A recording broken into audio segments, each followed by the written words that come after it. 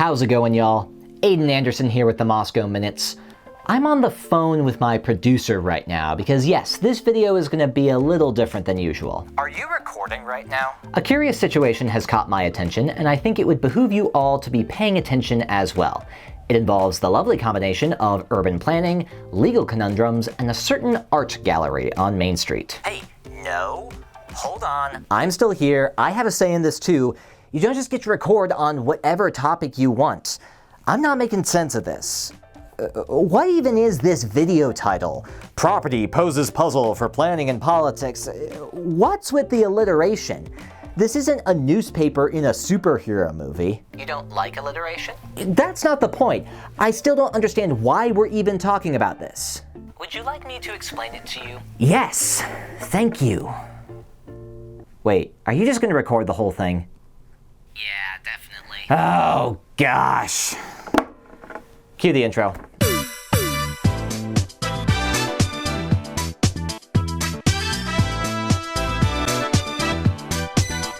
On September 3rd, we are anticipating the city making a decision related to an appeal of current zoning restrictions downtown that will have significant implications not just for the parties involved, but for anyone interested in Moscow's downtown corridor.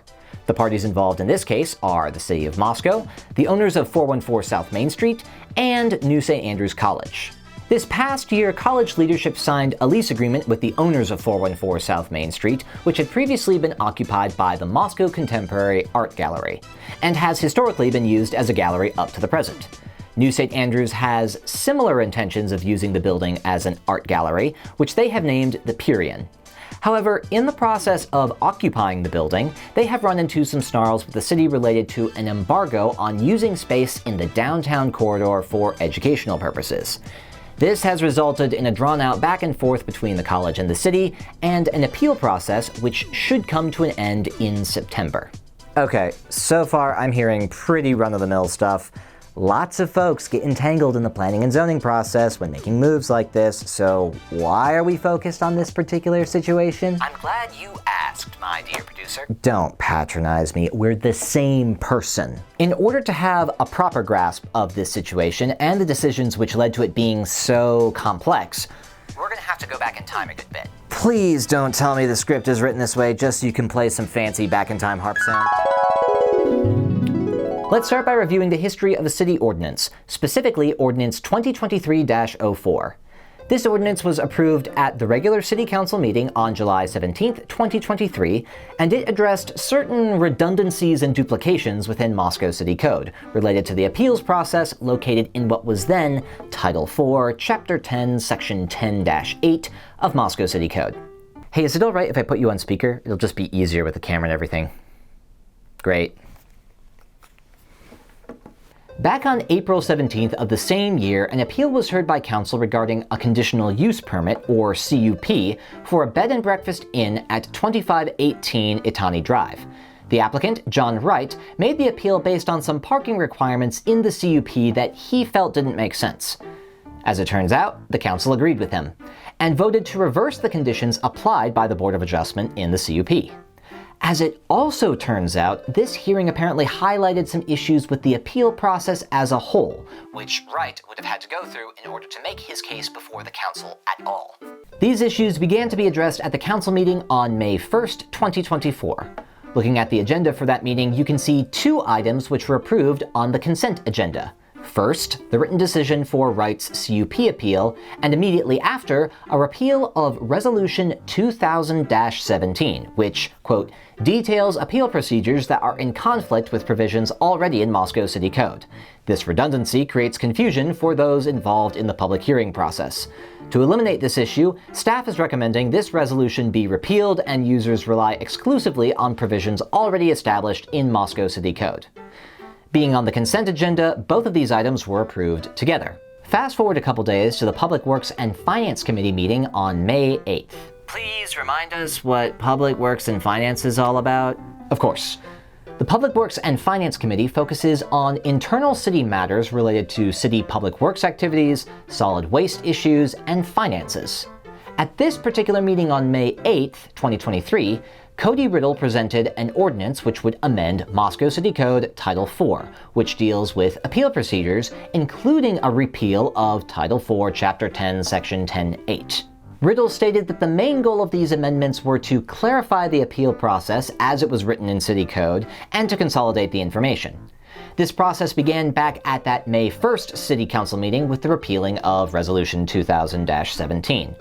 With the approval of the Public Works and Finance Committee, the ordinance would go to Planning and Zoning for a public hearing, and then be brought back to the City Council for final approval. The amendments proposed in this ordinance include the title change noted in Section 8-2, which has been changed from Appeals to Appeals of Zoning Administrator Decisions. Make note of that term, zoning administrator, because it will show up later. Of course, this ordinance arrived before the council on May 15th, at which point they approved it to be presented before Planning and Zoning for a public hearing.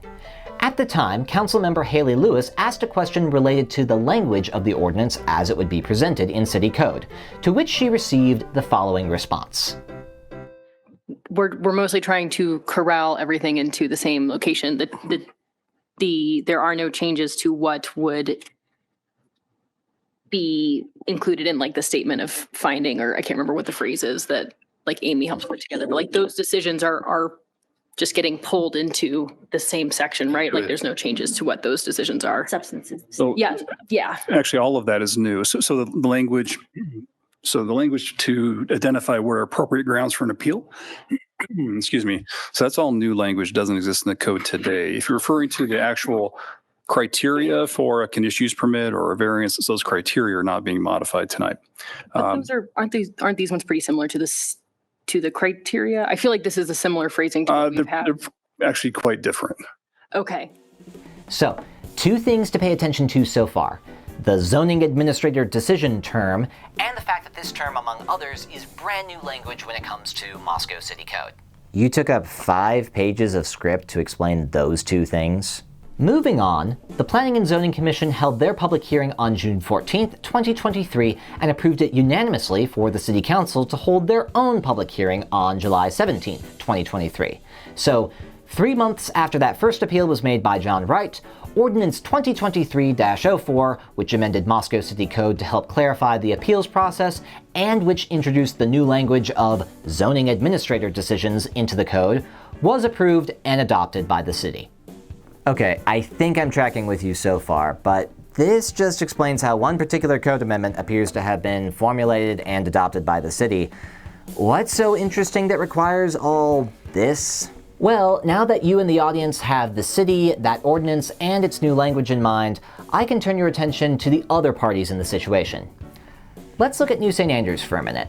Back in 2001, when New St. Andrews first acquired the Scadabo block where their main campus currently resides, City Zoning Code allowed the college to occupy the space based on permitted use. This was eventually changed to a conditional use. Go over those terms real quick. What's the difference? Permitted use is generally the use of a space that is explicitly allowed in a particular zoning district without the need for additional permits or approvals. A change from permitted to conditional use by the city meant that the college now needed to meet specific conditions and obtain a conditional use permit, or CUP, from the city in order to continue operating as they had been.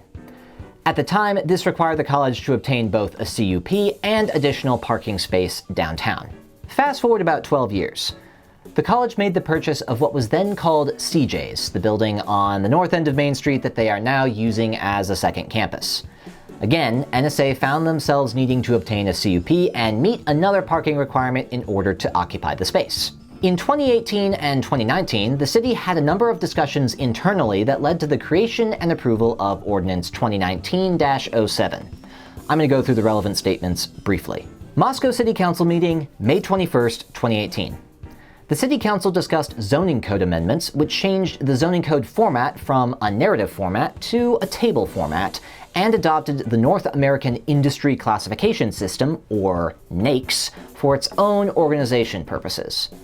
Then Councilmember Brandy Sullivan and Councilmember Gina Teruscio discussed the possibility of removing educational institutions as a permitted use within the Central Business District, an area which includes Moscow's downtown corridor. At the time, Gina expressed concerns about potential discrimination, while Brandy argued that the focus was on protecting the downtown from losing more tax-paying businesses to non-tax-paying educational institutions. With more information from city staff, the conversation eventually shifted away from taxes and towards educational square footage and student numbers in the same downtown area. Administrative Committee meeting, June 11th, 2018. This committee deals with internal city admin affairs, including police matters, community development, and legal affairs. At this meeting, Bill Belknap, then the deputy city supervisor, highlighted the change to city code which took place the previous month, including the discussion about educational institutions in the downtown corridor. Of particular note was Bill's highlighting of the fact that the city uses land use-based zoning. To quote Belknap, "Regulation is based on land use, not necessarily the tax status of an organization. Really, we're looking at the use itself. So if it's a professional office use and it's for a nonprofit organization, it's still a professional office use." At this same meeting, Belknap reported on community concerns about educational institutions downtown, including their impact upon downtown parking. He reviewed New St. Andrews' efforts to offset their parking impact, as well as the University of Idaho's WWAMI program, located in one of Gritman's buildings, also in the same zoning district, which did not require the university to pursue parking requirements. Let's take a look at Belknap's comments on the matter at that meeting. One of the concerns that we have heard very frequently with educational institutions have been their impact upon downtown parking, and that has been a significant point of discussion during the considerations that we've had of those. 2 of the 3 approved conditional use permits have included a requirement they provide off-street parking to mitigate their disproportionate impact. And in those scenarios, the buildings were analyzed, assumptions were made what the typical highest and best use for downtown would be of that building and the parking demand that that building would generate underneath that scenario. And any difference in parking above that number was required to be mitigated by those users. And so that was 2 of the 3. So both the New St. Andrews applications had parking mitigation that they had to conduct. The University of Idaho is the 3rd entity for the WWAMI Anatomy Lab on the 3rd floor of Gritman's new medical office building. And when we did the analysis of medical office use of that building, which is what we felt was the most comparable use, the educational institution use actually had a lower parking demand than the medical office use. And there's no parking required of any of them, but it's our way of assessing what is their disproportionate impact that may need to be mitigated, and that was the most logical way that we could see to come to that. So for the WWAMI program, then no mitigation was required in that instance. Now, conditional uses, as defined by the code, it means a use permitted in one or more zoning districts as defined by the zoning code, but which, because of the characteristics peculiar to such use, or because of size, technological processes, or equipment, or because of the exact location with reference to the surroundings, streets, and existing improvements, or demands upon public facilities, requires a special degree of control to make the use consistent with and compatible with other existing or permissible uses in the same zoning district. So the general premise is it's a permitted use in that zoning district, but it requires special review, and it requires that review to place those controls in, if there are any that are necessary, to ensure that it's consistent and compatible with surrounding land uses, as well as can be served by the public infrastructure. And so it's important to recognize, I guess, that it's generally identified as being permitted use, and the only way that it truly should be denied is if there's no way to make it compatible or no way to mitigate those impacts. This leads us to the adoption of Ordinance 2019-07, which took place at the Moscow City Council meeting on July 15th, 2019. This ordinance eliminated certain educational uses within the central business zone, including eliminating colleges, universities, and professional schools as being allowed altogether. Now, one thing to note is that this would not affect the existing educational institutions downtown, but would prevent their expansion into properties that they previously did not occupy. So NSA could continue their educational operations downtown, just not expand them. Likewise for the U of I and any other educational institutions interested in downtown property.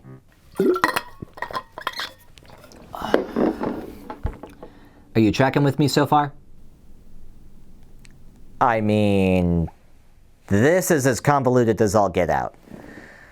So far, we've got one city ordinance that clears up the zoning appeals process and tags the term zoning administrator decision onto the code.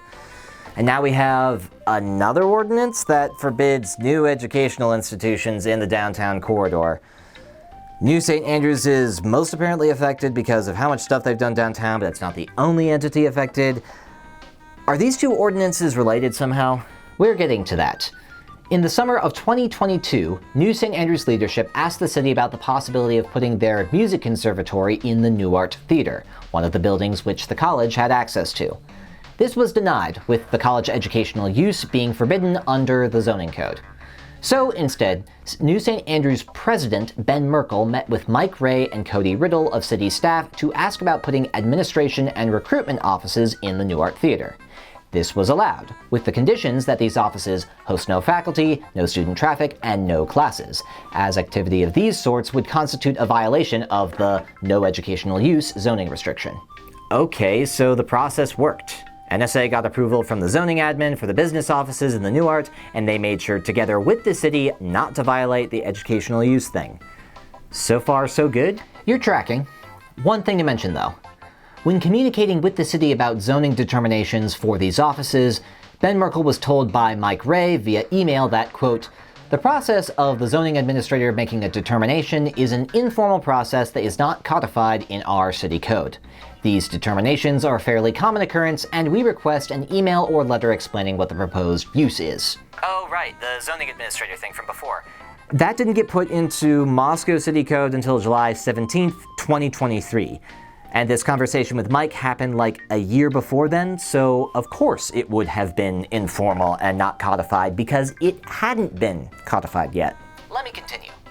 In May and June of 2023, Merkel was presented with the opportunity for NSA to take over the lease for the whole New Art Theater, not just the offices portion as they had previously agreed to.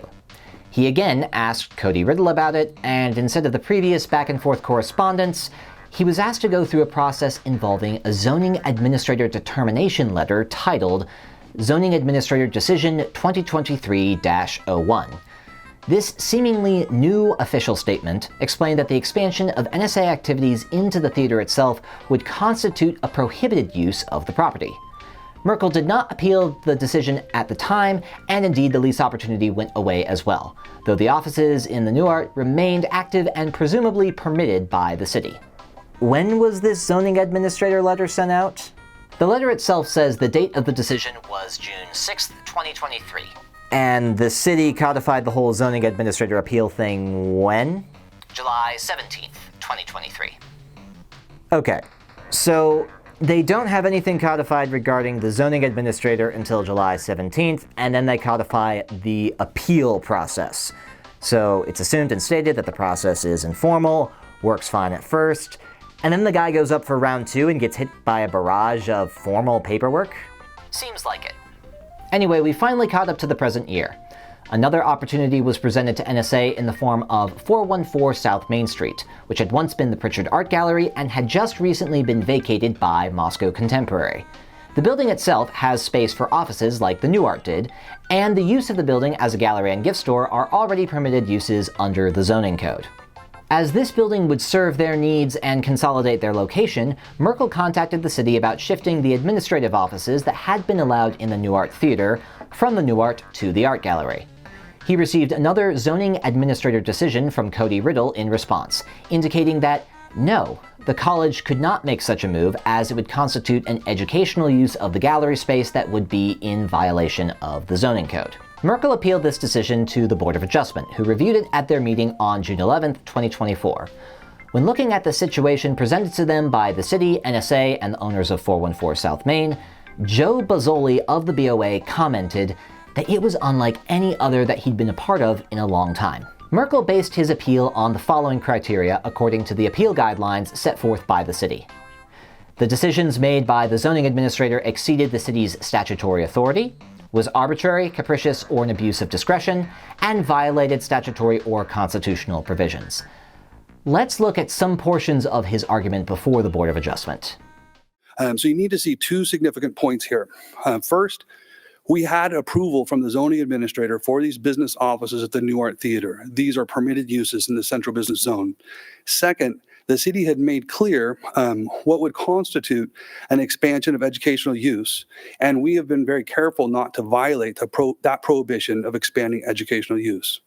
Therefore, when we are now planning to move those approved uses one block down the road to the gallery space, from the new art to the new gallery space, we're looking to move those same offices one block down the road and are now told that those are not allowed uses.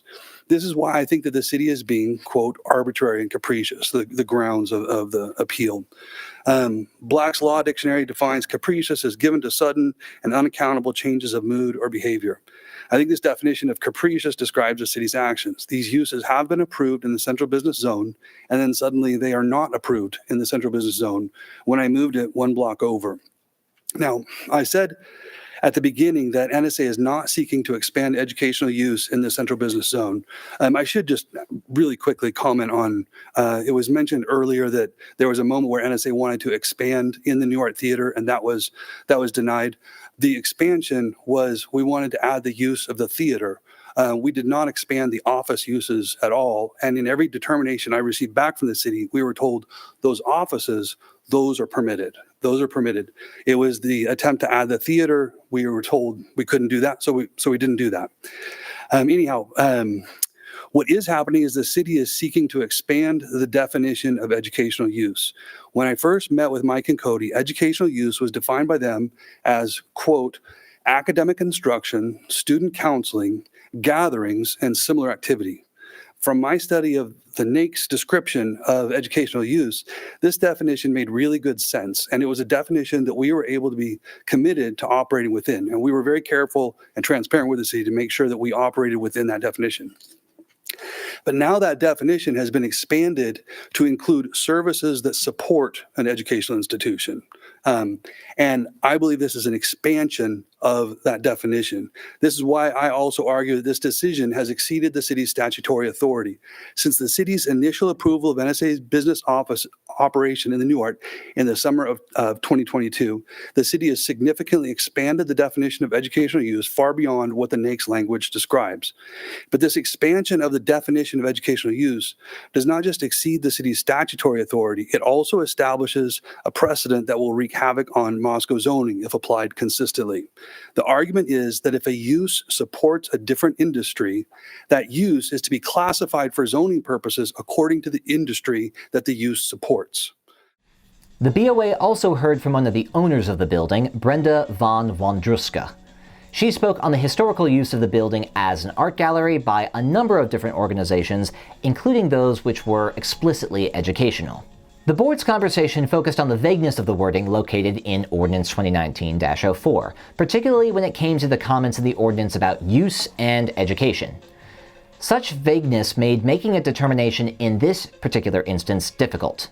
Too difficult, in fact, for the BOA in its own capacities. In order to ensure clarity on the ordinance and its wording, they would need to get official reasoning from the City Council. In order to get the document in front of the council, they would need to vote to reverse the zoning administrator's decision, at which point city staff could appeal the BOA's decision and present the document to the City Council. Ultimately, that is what they decided to do. They voted to reverse the zoning administrator's decision, city staff appealed that particular vote, and now the final hearing is scheduled to take place at the City Council meeting on September 3rd. And now we're all caught up. Still hanging in there?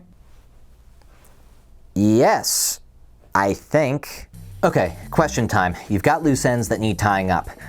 The new St. Andrews admin offices were fine before at the New Art, right? In 2022, they had permission from the city to use the space in the New Art Theater for business office purposes. But when they tried to move those same offices from the New Art to the gallery, it's a no from the city. Why does the art gallery make a difference? It's not clear from the publicly available paperwork. Perhaps there's an idiosyncrasy in the zoning code between the two spaces, or perhaps the city has implicitly revoked their previous allowance of the offices at the New Art using the zoning administrator decision process. Either way, it's something that needs to be publicly clarified. Okay, let me ask about this whole zoning determination decision process. It seems from your descriptions that this whole piece of paperwork sort of came out of nowhere and is being used in a seemingly arbitrary manner.